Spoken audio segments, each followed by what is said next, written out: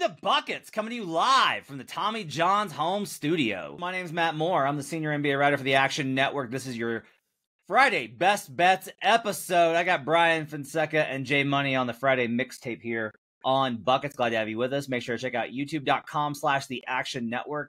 I say it every time, right? And so you listen to this podcast and you're like, yeah. Go check out the YouTube. This is how we make the money. So I need you to go to youtube.com/the Action Network and support us for trying to help you with great betting content on the daily. Also, check out the Action Network app. Best way for you to track your picks.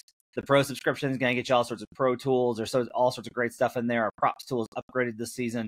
Go check it out in the Action Network app. I'm joined by Bryan Fonseca. You can catch him on Twitter and the app at Bryan Fonseca NY, and Jay Money at Jay Money is Money. Let's do some Thursday best bets, fellas. Bryan, what's your best bet for the Friday slate? We're going Hornets, Pacers over 233.5.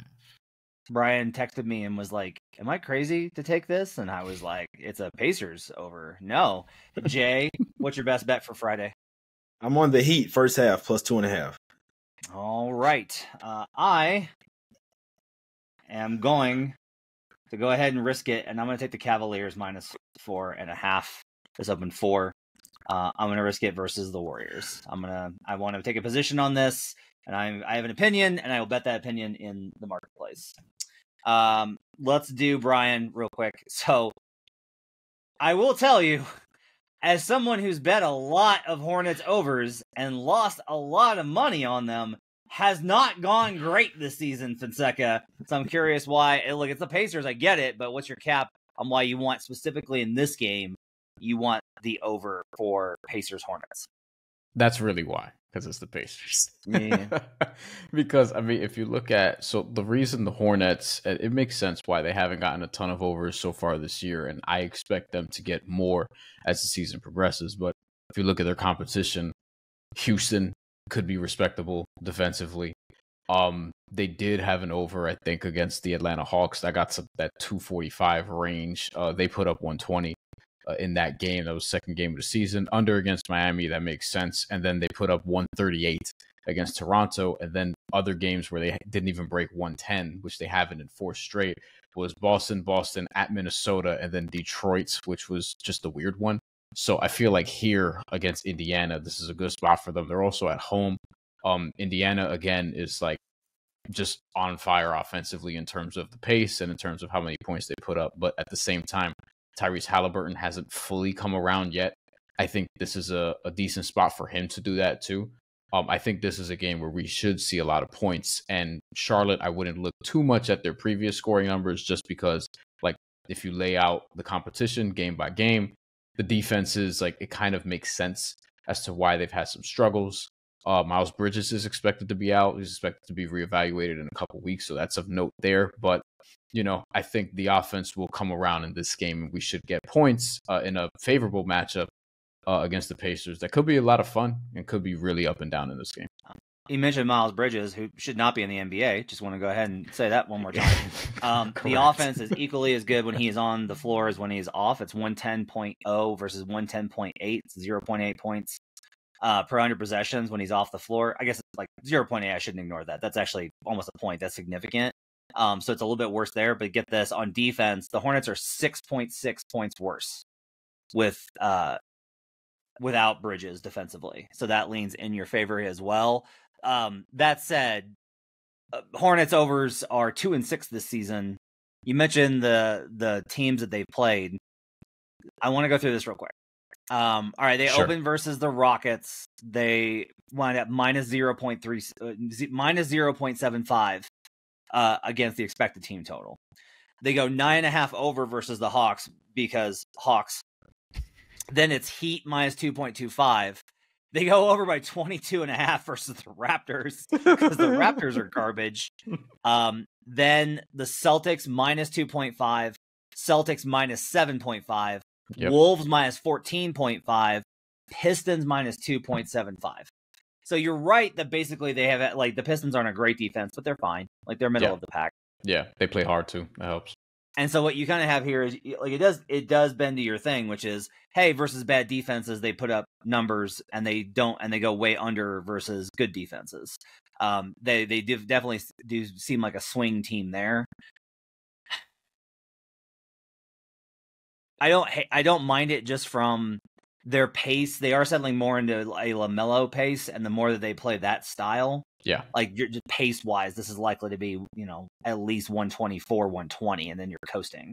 So I have a hard time blaming you for getting this on the over at 234 in the marketplace. I do want to check while I have the award-winning and free to download Action Network app, our pro signals here, and on the total, we've got 67% of the money and tickets are on the over. So you're taking the public side here. I don't think that's wrong because it's still early in the betting process.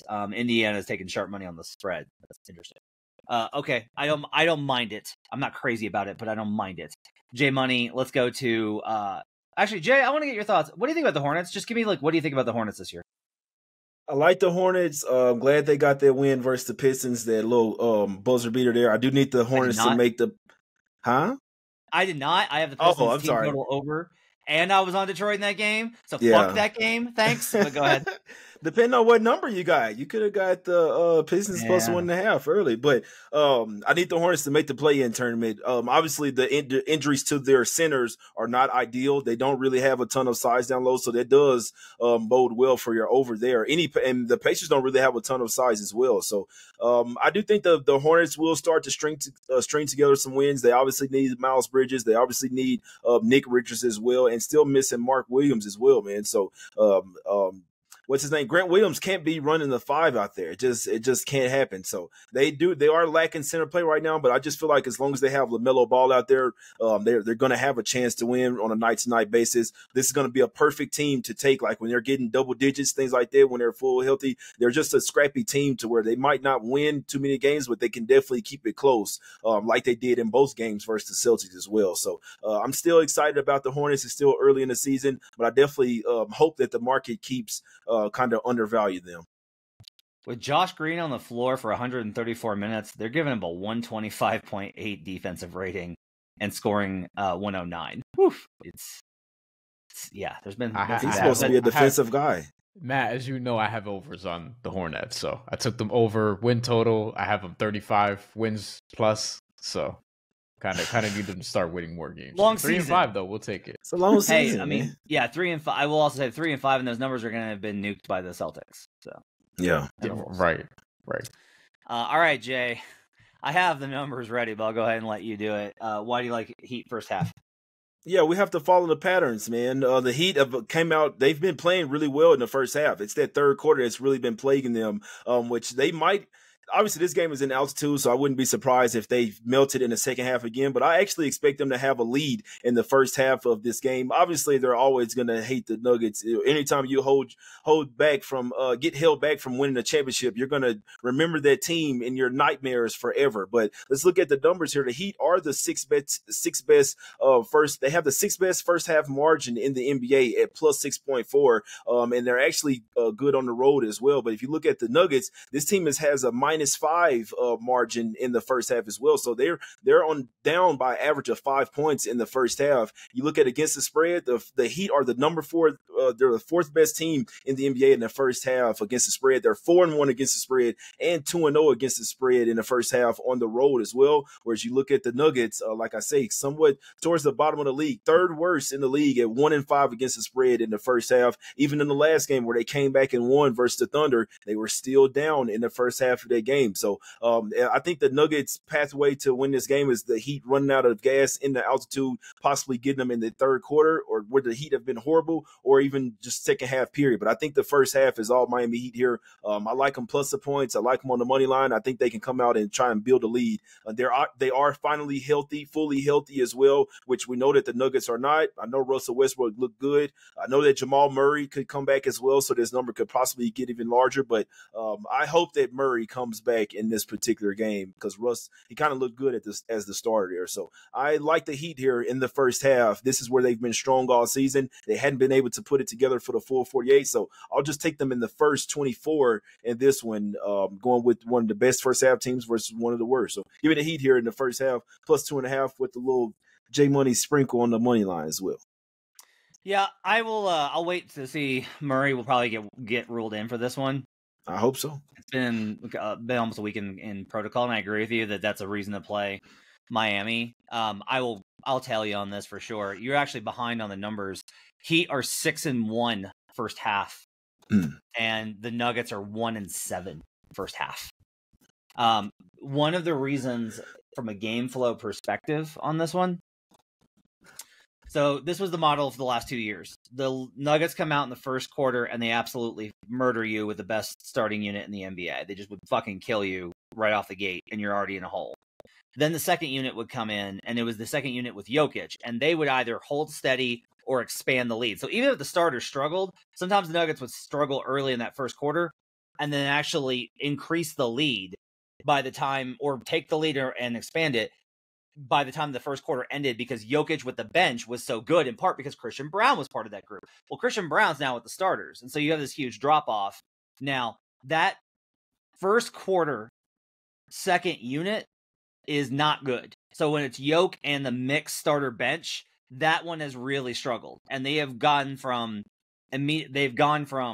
up with Jokic to down with Jokic, and then down even more when Jokic is out in the second quarter.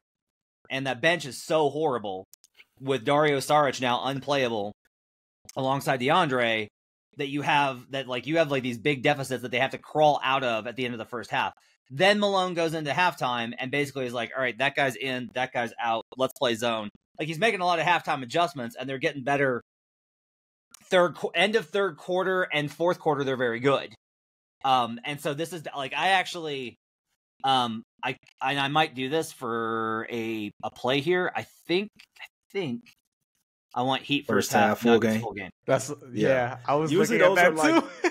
Those are usually like plus 500 or more. It's you do need the 470. Heat to be up at the end of the first half, and then you need to, like, they have to lead as well. They have to be up by one, but those usually hit. I talked about one of those yesterday, and the same with the Heat and the Suns. I talked about that on my show. I said that Heat first half, Suns full game makes perfect sense, and it I didn't even bet it, but it definitely happened. It's plus 470 right now. Heat first half, Nuggets to win the game. That's crazy. Very nice. Kind of like it too. What's the number again? Plus 470. Oh yeah, like, let's go. I think I'm gonna do it because the Heat have been great in first halves, and I always know it's gonna fall apart because for whatever reason they're starting five, which I don't think is gonna last the full season, and I don't think it's gonna last even till Christmas together. And this is one of those where it's not like, you need to give it 20 games. It's like, no, you knew before the season, like Terry Rozier and Tyler Hero as a backcourt should not be started together. One of those guys should be coming off the bench and being the sixth man. And honestly, as much as I like Terry Rozier comparatively, like in a vacuum, it should be Terry Rozier coming off the bench the way Tyler Hero's played. And they've struggled in third quarters because this starting lineup, for whatever reason, just doesn't get off to good third quarter starts. And they had a game recently, I don't remember if it was Phoenix or before that, where they were actually good in the third quarter. Then the fourth quarter is where they fell apart. And last year, they had the second worst plus minus in the fourth quarter in the NBA after the Phoenix Suns. And some of that I feel like is carrying over to this year. I don't know what the fuck is going on. The third quarter has been a thing with them. And I think that plus 470 with Heat first half, Nuggets game, like, is something you just kind of have to at least look at. Sedano was on Hoop Collective and he dropped a third quarter reference. That's how pervasive that has become. Yeah. It's been a thing with Spo since I think the Big 3 days. Yeah, it's a problem. So I will tell you, and I wish I could. I'll think about this. We got to be a way for us to bet on this. If Tyler Hero starts, Tyler Hero will go in the shitter. That's my theory. Is that? What do you mean? Is that okay? So Rozier's struggling right now, right? He's been terrible. He's been awful. I think if Tyler Hero starts, he goes in the toilet too. I think this is about the starters. I think it's about Jimmy Butler specifically. That's my theory. Jimmy getting traded? We'll see. To who? I will say the are Buzzards you saying? are circling. Okay, but are you saying like performance wise, or is this a Jimmy performance thing, or are you saying it's beyond that? I think it's a Jimmy performance thing. I think Jimmy might just be aging. Oh, like he won't be cooked every game. Like he'll still have nights, right? He'll have these nights when it's like, yeah, that's Jimmy. You know, Jimmy. Yeah, it's happening tonight. Damn it. But yeah. Jay's bought in on it. Okay. Starting real five quickly, hasn't looked good. Starting five I'm going to hasn't take looked the good. Cavaliers. So Warriors, this is a very, I got some elements of Jay. I got some elements of Brian in terms of being a generational hater, and I got the number. So this open 4, move 4.5. I'm bringing in the fiddle now with the market's already moved in this direction from 4 to 4.5. I pay a little extra for the 4, but by the time you listen to this, that number may not be available. Maybe the overnights come in on the Warriors and you can get this 4. So Warriors off of the Celtics win. That was a monster win, right? Beating the defending champs in Boston. Now you're on the road versus a Cavs team, and here's the thing: they could have lost that Celtics game. The Cavaliers are better than the Celtics so far this season. That doesn't mean they'll be better in the playoffs or by the end of the season. Right now, the Cavaliers are better. Like there's no way to do it otherwise. Not even just because Boston has 2 losses. Like if we power rating wise, I do have a substantial a 2 to 3 point gap between Boston based off of strength of schedule and where the Cavs are at. So you've got the Warriors facing a tougher team. You got a Cavaliers team that's much, honestly, better right now, I think, defensively, even though the Celtics' defensive numbers are really good. Again, SOS is a big part of this. And then you have a team with the Warriors with Kenny Atkinson, who just spent time as the assistant in Golden State and knows them inside and out. So he knows, to the degree that anybody game plans in an NBA regular season game, at least Atkinson will have some rotations and things designed for a shoot around to be like, hey, watch out for this action, etc. I think that this is peak Warriors evaluation. I think that that the market is still behind on the Cavaliers being this good. Like this is for home court this season, like it is across all sports, is in the absolute. This is just a show with a lot of shit in it. It's in home court advantage is in the shitter this season so far. But like, let's give them the average 2.5. That means that Cavs on neutral are -1.5. Warriors are -1 back in the Bay. I don't think I can get there from how good the Cavaliers have looked, how dominant they've been on both ends, and everything else, especially factoring in how much of the Warriors' success has been based off of outlier shooting. Now, maybe that's catching a falling knife because, hey, can the Warriors really keep up the shooting with Buddy Hield? Yeah, they can do it for another game, right? But I just think that this spot is bad. If the number had been like, no, I got this like 3.9, I'd stay away from it. I do have it at 4.5, so I wanted the 4, but with it being 4.5 on the number and the fact that I like the positional spot for the Cavaliers, I will lay the points with the Cavs to prove that they are, in fact, the best team in the Eastern Conference right now. Jay, how'd I do? Yeah, I couldn't talk you off. I wanted to lean Cavs here as well. This line might even go down to 3.5. Draymond is questionable in this game, so if he does play, it definitely will probably go down to 4, maybe even 3.5. Just depends on where the market moves it. I agree with you. That was a huge win, emotional win as well for the Warriors over the Celtics. There, usually teams have a little bit of a letdown there. I can't say that the Warriors have impressed me this year. This is a really deep team. They're really playing very balanced offense and defensive basketball, in my opinion. Like they look like they want to make one more championship run as well, barring any injury. So you could kind of argue that they really haven't played any tough teams. The Celtics are definitely the toughest team that they played, got down big by them, but that was a nice win by them. But I could definitely see a letdown here, and I wouldn't be surprised if the Cavs were the team that started off the season 10-0 as well. So I would lean to the Cavs. I think I'm going to stay off of this game, but I could definitely see, especially with it being Warriors' 4th straight road game as well, I could definitely see them having a major letdown in this particular spot. So,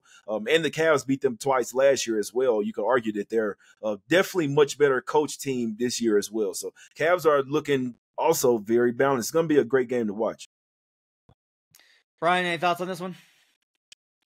Well, I came into the season very high on Cleveland, and I didn't think they would be 9-0. But like, I had their over. I had them winning like 50 games. I was saying that they could be the 2 seed in the regular season and probably lose in the semifinals to maybe the Knicks or somebody like that if the Knicks get it together, which, they will at some point. But regardless, I think this Cavs team is much better coached because I was very high on Kenny Atkinson, and I thought it was bullshit that the Nets and him parted ways when they did, but we know that there were non-basketball reasons for that.